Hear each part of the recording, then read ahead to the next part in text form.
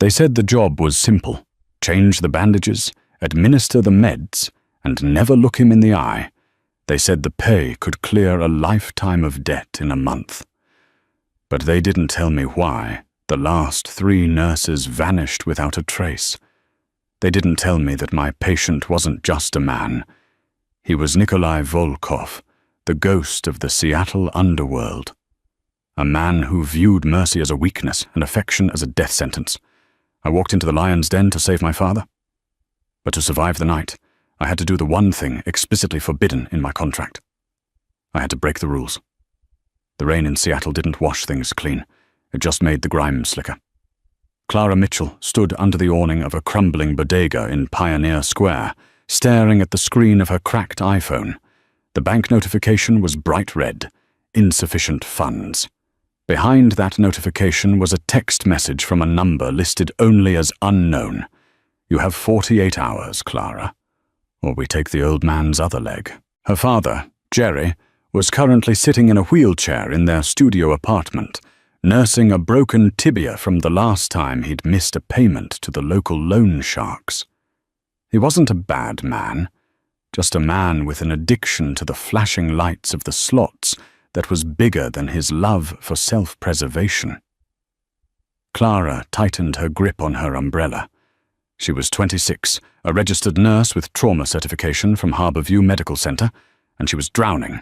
Harborview was a prestigious place to work, but the pay didn't cover the vigorous interest rates the sharks were charging. She needed a miracle, or a crime. Her phone buzzed. It wasn't the sharks. It was a private number. Miss Mitchell? The voice was deep, smooth, and utterly devoid of warmth. Speaking? This is Silas Vane. You applied for the private care position listed on the dark web forum. You have an interview in 1 hour. A car is waiting at the corner of 2nd and Yesler. Do not be late. Tenon. That went dead. Clara's stomach twisted. She hadn't applied on a dark web forum. She had whispered her desperation to a shady orderly at the hospital who claimed to know people who paid cash for discreet medical work. Apparently word traveled fast in the underworld. She shouldn't go. Every instinct screamed that this was how people ended up on the side of a milk carton. But then she thought of her dad, grimacing in pain because they couldn't afford the good painkillers. She walked to the corner. The car was a matte black Mercedes G-Wagon, idling silently. The windows were tinted so dark they looked like oil slicks. The back door clicked open. Clara got in. The driver didn't speak. The interior smelled of expensive leather and gun oil. They drove for 2 hours, leaving the city limits, heading deep into the Cascade foothills where the trees grew thick and the cell service died. They arrived at a gate that looked more like the entrance to a military black site than a home. 12-foot iron fences topped with razor wire. Cameras with red blinking eyes swiveled to track the car. The gate groaned open, revealing a sprawling, brutalist concrete mansion cantilevered over a rushing river. Inside, Clara was escorted into a study that was colder than the rain outside. Silas Vane stood by the fireplace. He was a man made of sharp angles, wearing a suit that cost more than Clara's medical school tuition. He didn't offer a hand. He slid a piece of paper across the mahogany desk. Non-disclosure agreement, Silas said. You sign, you work, you talk, you die. It is legally binding. But we prefer older methods of enforcement. Clara picked up the pen. Her hand didn't shake. Who is the patient? Mr. Volkov, Silas said, watching her eyes for a reaction. Clara froze. Everyone in Seattle knew the name Volkov, not from the news was too scared to print it, but from the whispers. Nikolai Volkov, the head of the Volkov Bratva. They said he controlled the ports. They said he had fed a rival to the pigs in Snohomish. He was shot 3 weeks ago, Silas continued, indifferent to her fear. The bullet was removed, but the wound is complicated. Infection risk is high. His temperament is poor. The last nurse left after 2 days. Left? Clara asked. She was escorted out, in tears. She failed to follow the rules. What are the rules? Silas held up 3 fingers. 1. You administer medication and change dressings at 0800 and 2000 hours. No exceptions. 2. You do not speak to him unless it is a medical necessity. He is not your friend. He is not your patient. He is your employer. 3. Under no circumstances do you touch him without his explicit verbal permission, unless he is unconscious. Clara looked at the contract. The salary figure was staggering. $20,000 a week. Cash, 2 weeks. She just needed to last 2 weeks, and she could pay off her dad's debt entirely. I can handle difficult patients, Clara said, signing her name. Silas smirked, a cruel twisting of lips. Mr. Volkov isn't difficult, Miss Mitchell. He's rabid.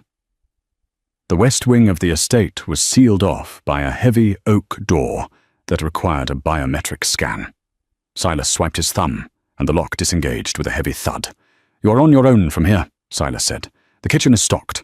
Your room is the first on the left. His suite is at the end of the hall. He missed his morning dose of antibiotics. Fix it. Silas turned and left, the heavy door locking behind him. Clara was trapped. The hallway was dim, lit only by recessed floor lights.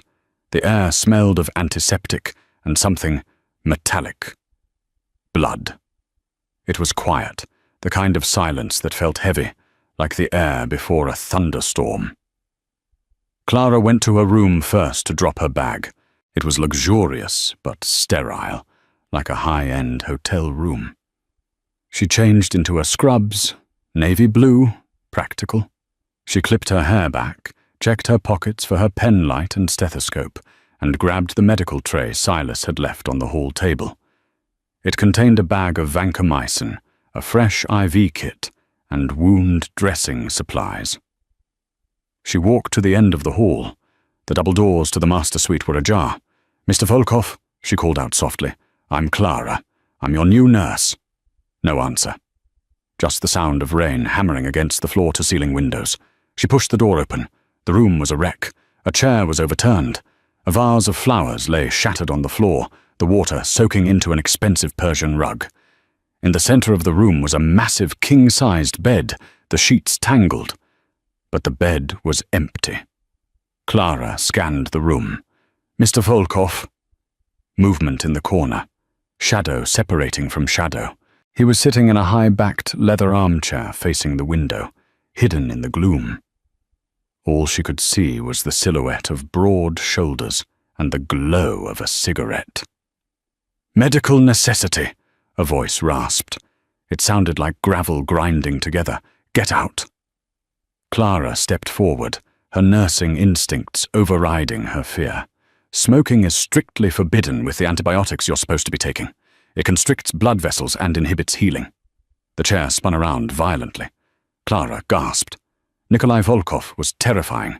He was shirtless, his torso wrapped in bloody bandages that looked days old. He was huge, easily 6'4", with muscles that coiled tight under pale, scarred skin. But it was his face that held her. High cheekbones, a jaw cut from granite, and eyes that were the color of glacial ice. Cold, blue, and burning with fever. Dark stubble covered his jaw, and sweat slicked his forehead. He looked like a fallen angel who had crawled out of hell and was pissed about it. I didn't ask for a lecture, Nikolai growled, standing up. He swayed slightly. He was septic. She could tell just by looking at him. I asked for solitude. You have a fever, Clara said, her voice steady, despite her heart hammering against her ribs. She set the tray down on a side table. And you're bleeding through your dressing. If I don't clean that, you'll lose the tissue, maybe the whole arm. Let it rot, he spat. He took a drag of the cigarette, daring her to stop him. Clara looked at the shattered vase on the floor. This man was in pain, and he was lashing out because it was the only control he had left. He was used to being the predator, and injury had made him feel like prey. I'm not going to let it rot, Clara said, moving closer. Sit down. Nikolai laughed, a dark, humorless sound. He took a step toward her, looming over her, using his size to intimidate. He smelled of tobacco, sweat, and raw masculinity. "Do you know who I am, little nurse?" "I know you're a patient with a resting heart rate of probably 110 and a temperature of 103, Clara fired back, tilting her chin up to look him in the eye. "And I know you're afraid." The room went deadly silent. Nikolai's eyes narrowed. "Afraid?" "Afraid of being weak," Clara clarified. "Now sit down, or I will sedate you, and I'm very good with a needle." For a second, she thought he was going to hit her. His hand twitched. The tension was a physical weight in the room. Then the adrenaline seemed to drain out of him. He stumbled, gripping the back of the chair. The fever was winning. "You have 5 minutes," he gritted out, sinking back into the leather chair. "If you hurt me, I break your fingers." "Deal," Clara whispered. She worked quickly. She knelt beside him, cutting away the soiled bandages. The wound was a jagged tear along his oblique and lower ribs, a graze from a high-caliber round that had taken a chunk of flesh. It was angry, red, and weeping pus. "This needs stitches redone," she murmured, focused on the task, "and a drain." "Just bandage it," he ordered through gritted teeth. Clara ignored him. She cleaned the wound with saline. He flinched, his muscles turning to rock under her hands. "Breathe," she instructed softly. Without thinking, she placed her free hand on his knee to steady him. Rule number 3, do not touch him. Nikolai's hand shot out, grabbing her wrist in a vice grip. His skin was burning hot. "I said," he whispered, his face inches from hers, "bandage it." Clara didn't pull away. She looked at his hand on her wrist, then up into his eyes. "I can't do my job if you're fighting me, Nikolai." Using his first name was a gamble. It was an intimacy he hadn't granted. His eyes widened slightly, surprised by her audacity. He stared at her, really looking at her for the first time. He saw the dark circles under her eyes, the fraying collar of her scrubs, the stubborn set of her jaw. She wasn't like the others. She wasn't shaking. Slowly he released her wrist. "Do it properly," he muttered, looking away out the window. "But if you linger, you're fired." Clara exhaled a breath she didn't know she was holding. She prepped the needle. She stitched him up, her movements precise and gentle. She set up the IV line for the antibiotics. When she was done, she checked his temperature, 102.8. "I need to check on you in 4 hours, she said, gathering the bloody waste. "Don't come back until morning," he rasped, closing his eyes. "I'll come back when the protocol dictates," Clara said firmly. She walked to the door. "Nurse," he called out just as she reached the threshold. She turned. "Leave the whiskey." He pointed to a decanter on the shelf. "It interferes with the meds," she said. "Leave it." Clara hesitated. Then she walked over, grabbed the crystal decanter of whiskey, and walked out the door with it. "Hey!" he roared, trying to rise. "Hydrate with water, Mr. Volkov," she shouted back, slamming the heavy oak door and locking it from the outside. She leaned against the corridor wall, her legs finally giving way to the trembling. She slid down to the floor, hugging the bottle of expensive whiskey to her chest. She had survived the first hour, and she had just stolen liquor from a mafia don. Inside the room, Nikolai Volkov stared at the closed door. The pain in his side was a dull throb now, better than the sharp agony of before. He looked at his bandaged side. It was neat. Professional. He chuckled, a dry, rusty sound. "She stole my scotch," he whispered to the empty room. For the first time in 3 weeks, he didn't feel the urge to put a bullet in someone. He felt something else. Curiosity. But curiosity was dangerous. For her, because Nikolai knew something Clara didn't. The bullet that hit him wasn't from an enemy. It was from a traitor inside this very house. And by walking through that door, Clara Mitchell had just placed herself directly in the crosshairs. The next morning, the sky was the color of a bruised plum. The storm hadn't broken. It had just settled into a sullen, heavy drizzle. Clara hadn't slept. She had spent the night in the guest room, staring at the ceiling, listening to the hum of the high-tech security system and the pounding of her own heart. At 0600, her phone had buzzed. Mick, 36 hours. Hope your dad likes walking, because he won't be doing much of it after tomorrow. She had deleted the message, washed her face with cold water, and put her armor back on. The navy scrubs, the tight ponytail, the professional mask. At 0755, she stood outside the oak doors. "Enter!" Nikolai's voice came through the intercom. It was stronger than yesterday, but still edged with pain. Clara swiped her keycard. The room was cleaner than she had left it. Someone, likely the silent staff that moved through the house like ghosts, had cleaned the rug and removed the shattered vase. Nikolai was in the bed, propped up against a mountain of pillows. He was wearing a black t-shirt that clung to his chest, his bandaged arm resting on a pillow. He was working. A laptop was open on his knees, and he was typing with his good hand, his eyes scanning a stream of data that looked like shipping manifests. "You're late," he said without looking up. "It's 0800 exactly," Clara countered, setting the tray down. "Breakfast, oatmeal, fruit, black coffee, and your meds." Nikolai closed the laptop. He looked at the oatmeal with profound disdain. "I don't eat slop." "You need soft foods. Your body is fighting an infection. Digestion takes energy you don't have." Clara picked up the bowl. "Eat." "No." "Mr. Volkov." "Nikolai," he corrected, his eyes finally locking onto hers. They were clearer today, the fever having broken slightly, which only made his gaze more piercing. "If you are going to nag me like a wife, use my name." Clara felt a flush rise up her neck, but she ignored it. "Nikolai, eat the damn oatmeal." He smirked. It changed his face completely, transforming him from a monster into something dangerously charming. "You are very brave for someone so small. Silas tells me you have debts."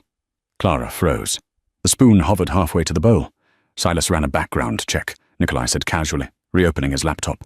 "Clara Mitchell, graduated top of her class, fired from St. Mary's for insubordination. You argued with a senior surgeon who made a mistake.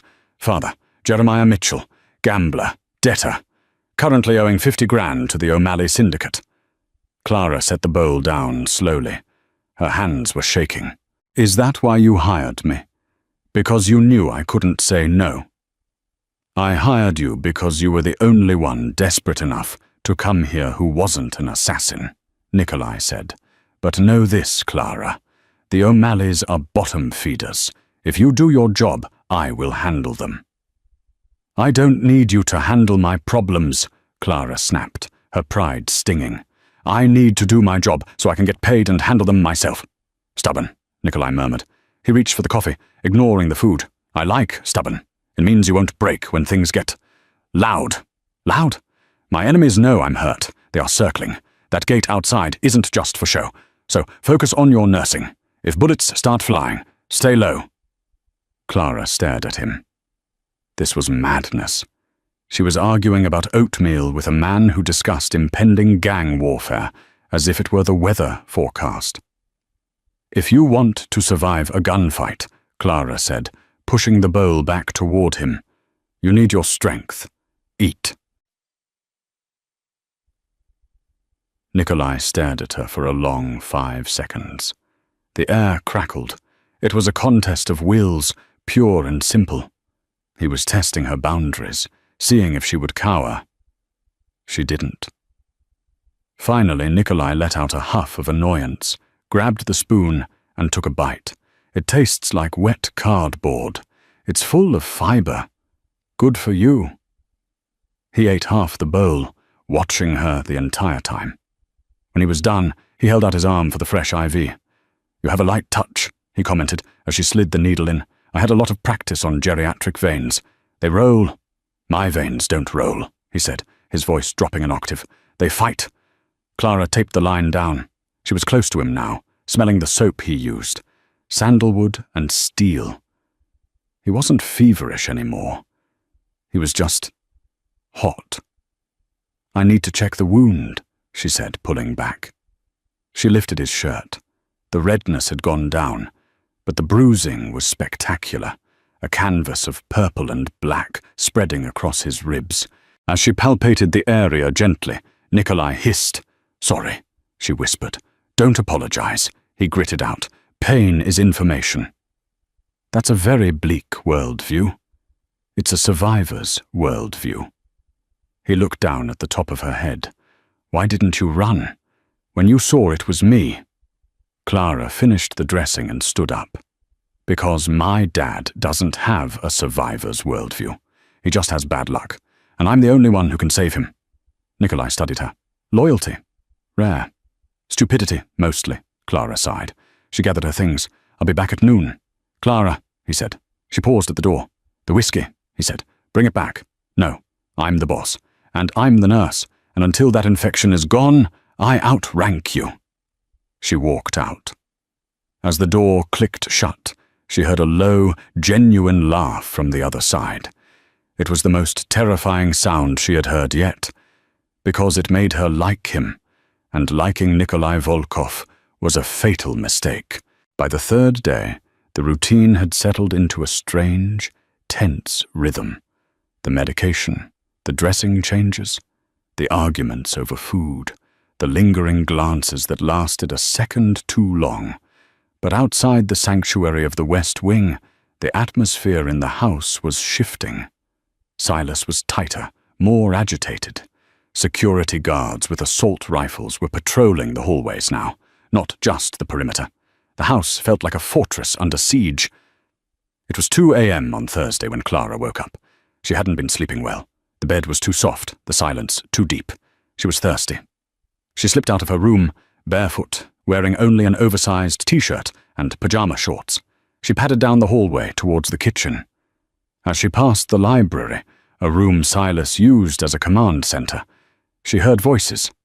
"It has to be tonight." Clara froze. The voice wasn't Silas. It was higher, readier. She pressed herself against the wall, holding her breath. "The boss is weak," the voice continued. "The nurse is distracting him. The sensors in the East Garden are looped. You have a 10-minute window." Clara's blood turned to ice. "Traitor." "And the girl?" a second voice asked. "Kill her too. No witnesses. The O'Malleys want the message sent loud and clear." Clara clapped a hand over her mouth to stifle a gasp. The O'Malleys, the same people holding her father's debt, were orchestrating a hit on Nikolai, and she was collateral damage. She heard footsteps approaching the door. Panic surged. If she ran back to her room, they might see her. She bolted the other way, towards the West Wing. She didn't have her keycard. She had left it on her nightstand. She reached the heavy oak door, locked. "Damn it," she whispered, tears stinging her eyes. She looked back. The library door handle was turning. She did the only thing she could think of. She hammered her fist on the wood. "Nikolai! Nikolai!" Behind her, the library door opened. A man stepped out. Arthur, the head of the night security detail. He saw her. His hand went to the gun on his hip. "Miss Mitchell," Arthur said, his voice smooth and deadly. "You should be in bed." I heard a noise," Clara stammered, backing up against the door. "I need to check on the patient." "The patient is fine," Arthur said, walking toward her slowly. "But you look distressed. Why don't you come with me?" He pulled the gun. A silencer was attached. Clara squeezed her eyes shut. "I'm sorry, Dad." Click, beep. The door behind her hissed open. A hand shot out, large, scarred, and incredibly fast. It grabbed Clara by the back of her shirt and yanked her backward into the darkness of the bedroom. Clara stumbled, falling onto the hard floor. Nikolai stood in the doorway, wearing nothing but grey sweatpants. In his hand was a Sig Sauer P-226. Arthur froze. "Boss, I was just—" Thwip, thwip. 2 shots, sent a mass. Arthur dropped to the floor without a sound, his eyes wide with shock. Nikolai hit a button on the wall, and the heavy door slammed shut and locked with a series of metallic clanks that sounded like a vault ceiling. He turned to Clara. He wasn't the charming rogue from the morning. He was the devil, His eyes were black, his breathing heavy. The exertion had torn his stitches. Fresh blood was blooming on the white bandage around his ribs. "Up!" he ordered. Clara scrambled to her feet, shaking so hard her teeth rattled. He was going to— "He was the leak," Nikolai said calmly, engaging the safety on his gun. "I suspected him. I just needed him to make a move." He looked at her, his gaze sweeping over her trembling form, her bare legs, the terror in her eyes. He stepped closer. "Are you hurt?" "No," she squeaked. "Good." He winced, grabbing his side. He swayed. "Nikolai!" Clara rushed forward, catching him as he buckled. He was heavy, dead weight, but she managed to guide him to the edge of the bed. "You ripped it open," she cried, looking at the blood soaking his waistband. "You idiot! You shot a man and ripped your stitches." "He was going to kill you," Nikolai gritted out, leaning his head back against the headboard. "I don't like people touching my things." Clara paused, her hands hovering over the bandages. "Your things?" "My nurse," he corrected, but the correction lacked conviction. He looked at her then, really looked at her. The adrenaline was fading, leaving a raw, electric tension in the room. They were alone. A dead body was in the hallway. The storm was raging outside. "Clara," he whispered. "I need to get the suture kit," she said, her voice trembling. "Wait." He reached out, his hand cupping her cheek. His thumb brushed over her bottom lip. His skin was rough, calloused, but his touch was shockingly gentle. Rule number 3, do not touch him. But he was touching her. "You heard them," he said softly. "You heard them talking about the O'Malleys." "Yes," she whispered. They said the sensors are looped. They said they're coming tonight." Nikolai's eyes hardened. He pulled his hand away, the moment of intimacy shattered by the reality of war. "Then we don't have time for stitches," he said, standing up, ignoring the pain. He moved to a hidden panel in the wall, punching in a code. It slid open to reveal a rack of weapons and monitors. "Silas," he barked into a radio. "Code red. The breach is internal. Arthur is down. Sector 4 is compromised. Wake the boys." He turned back to Clara. He grabbed a Kevlar vest from the rack and threw it at her. "Put this on." "What about you?" "I don't need a vest," he said, racking the slide of a shotgun. "I have rage." "Nikolai, you can't fight," Clara shouted, grabbing his arm. "You're bleeding out." He looked down at her hand on his arm. He didn't pull away. He covered her hand with his own. "Clara," he said, his voice low and intense. "Tonight, I am not a patient. Tonight, I am the reason they are afraid of the dark. Now stay close to me. If you see anyone who isn't me or Silas, you scream." The lights in the house suddenly cut out. The room plunged into total darkness. "They're here," Nikolai whispered. He grabbed her hand, interlacing their fingers. "Run!" The hallway was a tunnel of suffocating blackness. The only light came from the occasional flash of lightning, tearing through the sky outside the floor-to-ceiling windows, illuminating the rain that lashed against the glass like shrapnel. Nikolai moved with a silence that shouldn't have been possible for a man of his size, let alone one bleeding through his side. He held the shotgun leveled, guiding Clara with a firm hand on the back of her Kevlar vest. "Stay behind me," he breathed. "If I drop, you take the gun." "I don't know how to shoot," Clara hissed, her heart hammering against her ribs like a trapped bird. "Point and pull. It's a shotgun. You don't need to aim. You just need to mean it." They reached the top of the grand staircase. Below, the foyer was a chaotic dance of flashlight beams cutting through the gloom. Voices shouted orders in rough, jagged English. "Clear the ground floor. Find the boss. Find the girl." "They're inside," Clara whispered, terror seizing her throat. "Not for long," Nikolai replied. He didn't retreat. He advanced. He stepped out onto the landing, silhouetted by a flash of lightning, looking like a vengeful god. "Gentlemen," Nikolai roared, his voice thunderous, echoing off the marble walls. "You seem to be lost." 3 beams of light snapped up toward him. Boom! The shotgun roared. The lead mercenary at the bottom of the stairs flew backward, his flashlight spinning across the floor. Chaos erupted. Gunfire erupted from below, bullets chipping the stone balustrade near Clara's head. She screamed, dropping to her knees and covering her head. "Move!" Nikolai grabbed her, hauling her toward the east wing corridor. He fired again, blind, keeping heads down while he dragged her into the shadows. He was slower now. She could hear the wet hitch in his breathing. The physical toll was catching up. "Kitchen!" he gritted out. "Service elevator, to the garage!" They ran. Clara could hear boots pounding on the stairs behind them. They were being hunted. They burst into the industrial kitchen. Stainless steel counters gleamed in the moonlight. Nikolai slammed the door and shoved a heavy prep table in front of it. "It won't hold them," Clara said, scanning the room for a weapon. She grabbed a heavy cast-iron skillet. It felt ridiculous, but it was all she had. "It doesn't have to," Nikolai gasped. He leaned heavily against the refrigerator, sliding down until he was sitting on the floor. The blood on his side was no longer a stain. It was a steady flow. "Nikolai!" Clara dropped the skillet and fell to her knees beside him.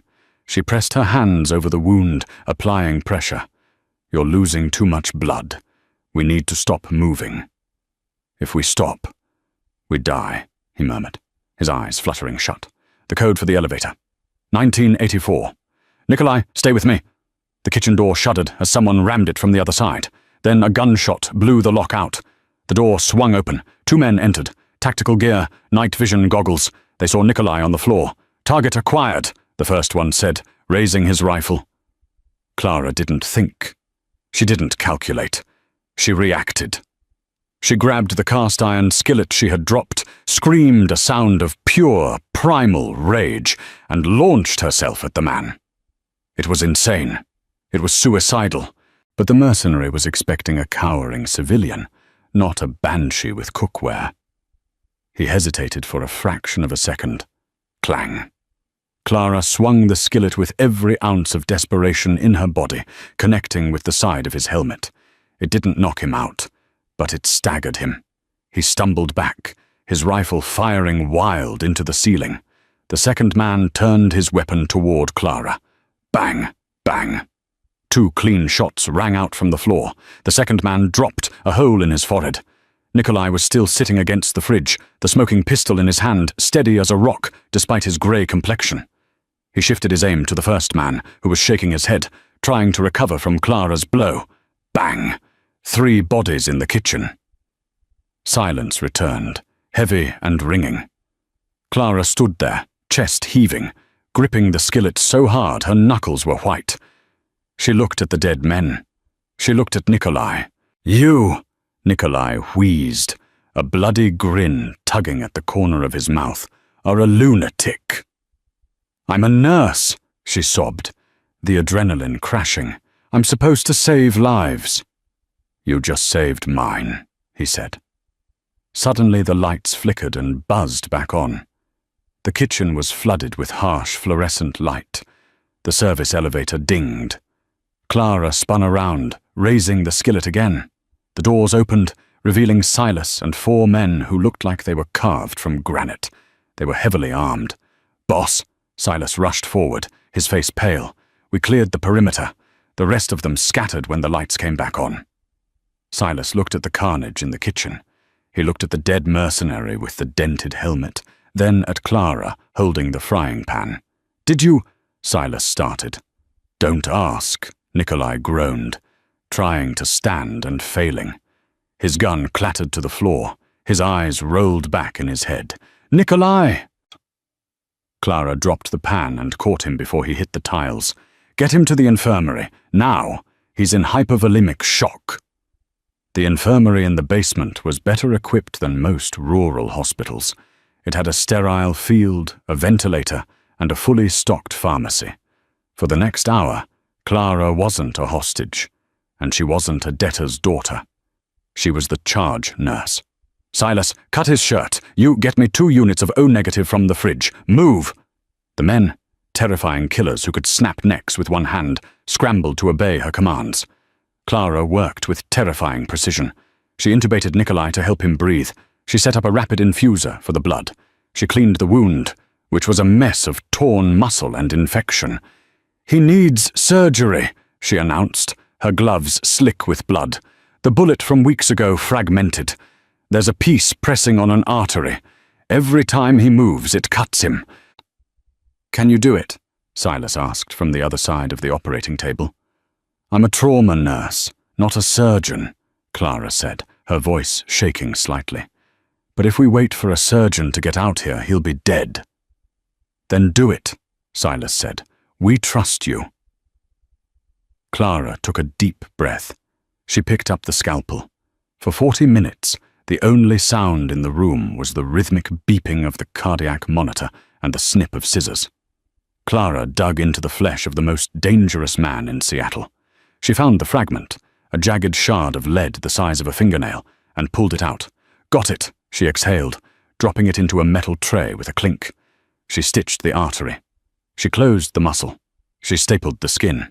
"BP is stabilizing," she noted, watching the monitor. "He's going to make it." She peeled off her gloves and slumped against the counter, her legs finally giving out. Silas caught her by the elbow, steadying her. "You did good," Silas said. It was the first time he had spoken to her with genuine respect. "Is he going to be okay?" she asked, looking at Nikolai's pale, unconscious form. "He's a Volkov. He's too stubborn to die," Silas said. He pulled a chair over. "Sit. Drink water." Clara sat, sipping the water, watching the rise and fall of Nikolai's chest. The adrenaline was gone, leaving only a hollow ache. "Silas," she said quietly. "Who were they?" Silas leaned against the counter, crossing his arms. His face was grim. "Mercenaries hired by the O'Malley syndicate, but they had inside help. Arthur let them in." "Why now?" Clara asked. "Why tonight?" Silas hesitated. He reached into his pocket and pulled out a cell phone. It had a cracked screen. "This was Arthur's phone," Silas said. "We unlocked it." He tapped the screen and handed it to Clara. There was a text chain. "Unknown. The girl is inside. Arthur. Confirmed. She's the nurse. Unknown. Good." Her father squealed, told us exactly where she went. "Use her to get close to Volkov, then kill them both. The debt is cancelled if she opens the door." Clara stared at the screen. The words blurred. Her father squealed. "No," she whispered. "No, that's not possible. My dad, he wouldn't." "Gamblers get desperate, Clara," Silas said gently, taking the phone back. "The O'Malleys probably threatened to kill him if he didn't tell them where you were. He traded your location for his life." Clara felt like she had been punched in the gut. She had walked into the lion's den to save her father. She had fought off killers, stitched up a mob boss, and almost died. All to pay off a debt for a man who had sold her out. She stood up, nausea rolling over her. "I need air." "Clara, you can't go outside. I just need to be away from here," she cried, tears finally spilling over. She ran out of the infirmary, up the stairs, and into the main living room. The storm had passed. The moon was out, shining through the bullet holes in the windows. She curled up on one of the pristine white sofas and wept.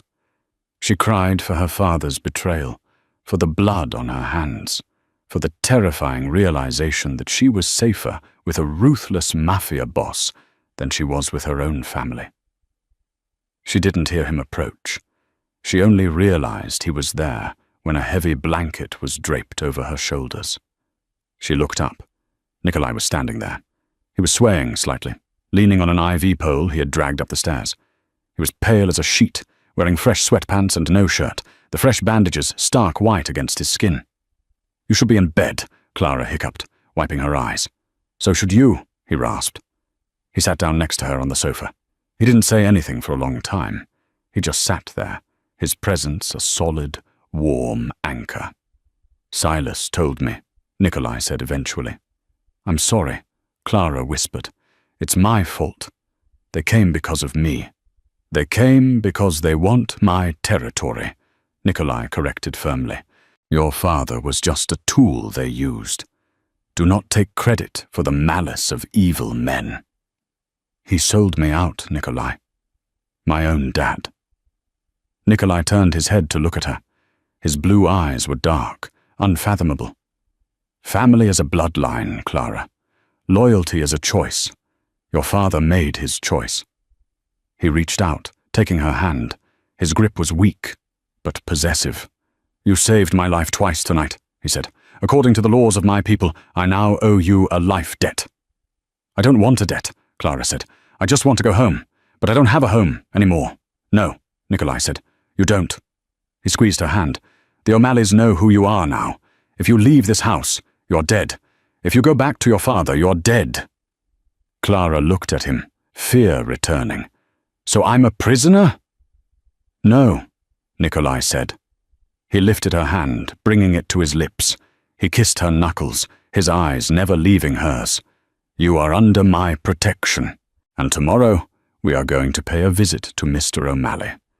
And your father. You can't walk, Clara argued weakly, though her heart was racing at the sensation of his lips on her skin. I don't need to walk, Nikolai said, a cold, ruthless smile spreading across his face. I have an army, and I have a very angry nurse. 48 hours later, the painkillers were wearing off, and Nikolai Volkov was in a foul mood. He stood before the full-length mirror in his dressing room. The custom-tailored Italian suit hid the bulk of the bandages around his ribs, but it couldn't hide the stiffness in his movement or the dangerous pallor of his skin. Clara stood behind him, her arms crossed, wearing a black dress Silas had procured for her. It was simple, elegant, and far removed from the scrubs she had arrived in. You're popping stitches, she said flatly. I can see you wincing in the reflection. Pain is entirely psychological, Nikolai lied, adjusting his cuffs. He turned to face her. The intensity of his gaze hadn't diminished, but the icy distance was gone. It had been replaced by a possessive heat that made Clara's breath catch. Are you ready? To watch you commit murder? Not particularly. To watch justice being served, he corrected. He walked over to her, invading her space, until she had to tilt her head back to look at him. He reached into his jacket pocket and pulled out a small, velvet box. He opened it. Inside was a platinum ring with a solitaire diamond so large it looked heavy. Clara stared at it. What is that? A lie, Nikolai said. He pulled it from the box and took her left hand. O'Malley respects only two things, violence and ownership. If you walk in there as my nurse, he sees a weakness. If you walk in there as my fiancé, he sees an alliance. He slid the ring onto her finger. It fit perfectly. It felt cold and heavy, a shackle and a shield all at once. It's just for show, she whispered, her heart pounding against her ribs. Nikolai didn't answer. He just ran his thumb over the diamond, then offered her his arm. Shall we, my dear? The motorcade consisted of 4 black SUVs. They didn't head toward the glittering city center. They headed down to the industrial docks, where the air smelled of diesel fumes, rotting wood, and secrets. They pulled up to a corrugated metal warehouse surrounded by rusted shipping containers. Silas and 6 of his men got out first, securing the perimeter with assault rifles held loosely at their sides. Silas opened the door for Nikolai and Clara. They're inside, Silas confirmed. O'Malley brought 4 guys. Your father is unarmed. Nikolai nodded. He took Clara's hand, her ring hand, and led her towards the warehouse entrance. Inside, the space was cavernous and dimly lit by flickering sodium lights. In the center of the concrete floor stood Declan O'Malley, a squat man in a cheap suit with a face like crumpled dough. Behind him, cowering near a stack of wooden pallets, sat Jerry Mitchell on a folding chair. He looked smaller than Clara remembered, pathetic and trembling. When they entered, O'Malley puffed out his chest. Volkov, heard you were dead. Was about to pop a bottle to celebrate. Premature ejaculation seems to be a recurring problem for you, Declan, Nikolai said smoothly, his voice echoing in the vast space.